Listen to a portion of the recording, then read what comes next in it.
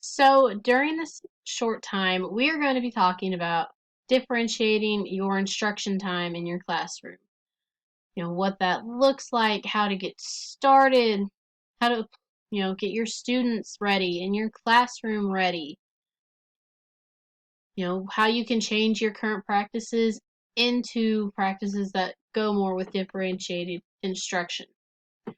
So, first, we're just going to talk about what is differentiated instruction.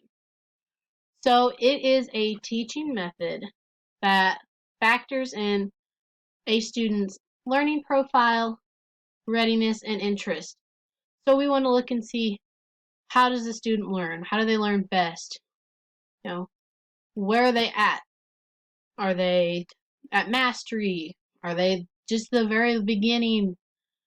What are they interested in? What kind of things would they be interested in learning about? This all goes in to differentiated instruction because it's about the students. The students are essentially teaching themselves. They're leading the instruction time. There is no more teacher-led instruction. We're allowing them to go explore and hopefully get to that mastery level. So our our key basic principles include ongoing formative assessments. So that means that we're continuously assessing students to see where they're at, if their mastery, what their strengths are, things that we need to talk about more. We pre-testing the kids to see where they're at, to see where we need to break them down within this instruction time. We also have to recognize the diverse learners. How they learn. The kids that might need more help, our special education kids, also our higher level gifted students, how they fit into all this. We really have to see where the students are at, where they fit into our tiers of mastery. Group work, also, there's not going to be as much big whole group learning as it is small groups. Breaking them into the small groups, learning in those groups, helping them lead discussions within their group. All things that we're trying to focus on. Another big thing is problem solving. We don't want the students just to be able to regurgitate the learning back. We want them to explore the big ideas, expand their knowledge, be problem solvers. We don't want them just to repeat back to us what the book is telling them. And then we also want to give them a choice. What assignments do they want to do within it? Maybe how do they want to learn? Are they auditory learners? Are they visual learners? What kind of assignments are they going to be motivated to do based on how they learn? How can I differentiate my instruction? There are 4 different elements, themes, of places that we can differentiate our instruction. And the first one that we can do it within is content. So we could do that by breaking the students up into groups based on their mastery level, which then helps determine what type of assignments they're doing. So if they're lower mastery, they're going to be doing more of that basic, trying to lay the groundwork, lay that foundation, than the kids that might have already had mastery, and they're going to be doing more of my higher level, higher critical thinking assignments. We also have process. So we want to allow students to have multiple different ways to learn and interact with the curriculum. And again, a lot of this is based off of the type of learner they are. So if they're a visual learner, they might want to use textbooks if they need to look up information. If they're auditory, they're going to probably want to be able to listen to it. Letting them have the textbooks, the audiobooks, the computers, the tablets, whatever kind of different instruction we have, tools we have. Breaking up that process of learning into different ways that's going to help them learn the best. We can also differentiate our instruction with our products. And by products, I mean like last assignment, typically a test if in your traditional classroom. That last assignment that we do to show mastery, to show where we're at the end. But in our differentiated classroom, instead of a test, it might be depending on the subject, a book report. It might be a big project that they have to make. We don't just have to use tests to determine if the student has mastered the concepts. No, you can let the student pick what they want. Not every student has to give the same product either. Maybe one student wants to take a test. Maybe one wants to create a project. Maybe one wants to write an essay and a report about it. Those are all different things we can take into account with differentiated learning. Because in the end, it's all going to show us if they've mastered the content, the curriculum. And then I think probably one of the biggest one with differentiated instruction is also the learning environment. And you see this a lot with your flexible seating. So in a classroom with differentiated instruction, you're not going to find rows and rows of desks, but every student sitting in their desk all day. And in a lot of those rooms, you're probably not even going to find a teacher desk. We're going to have areas where we can do small groups.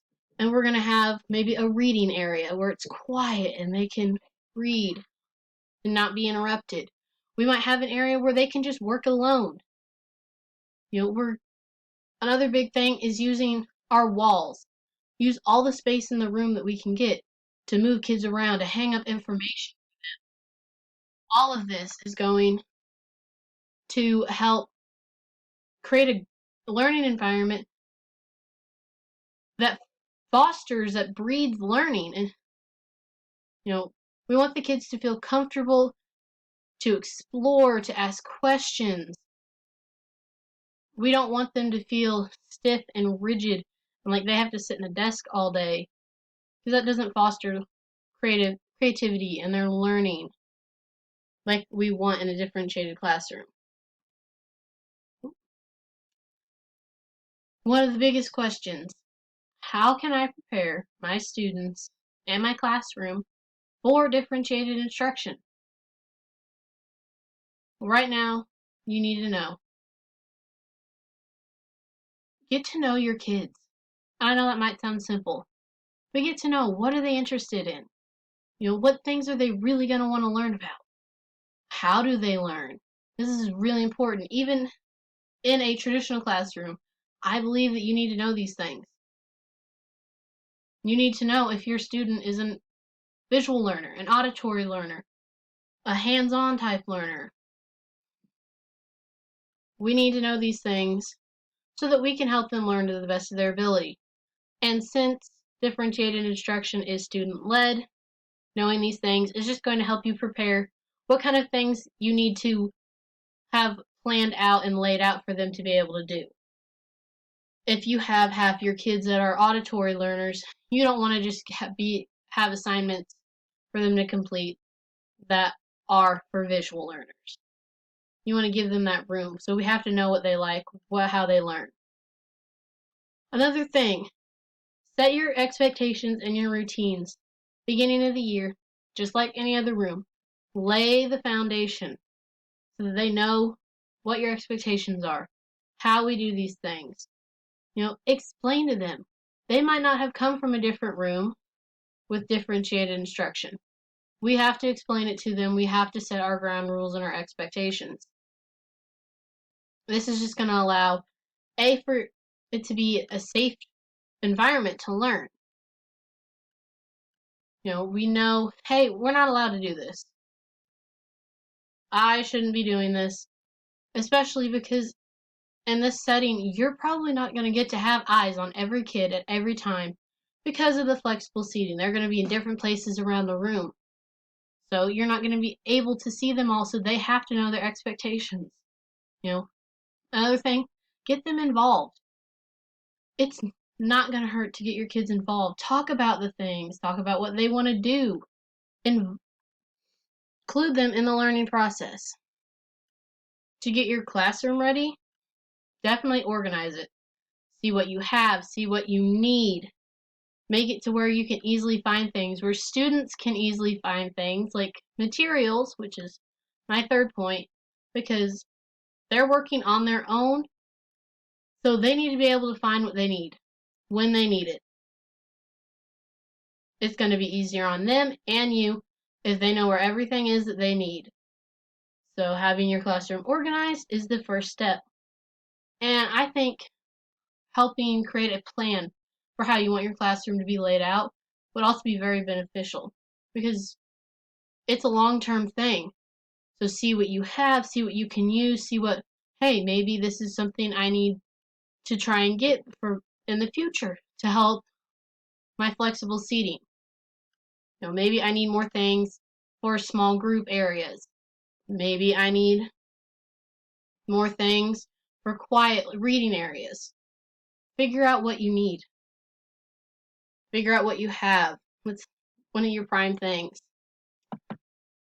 What does it look like in a classroom?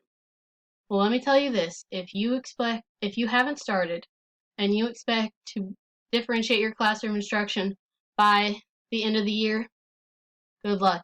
Because it's probably not going to happen, or it's not going to be as successful as you want it to be.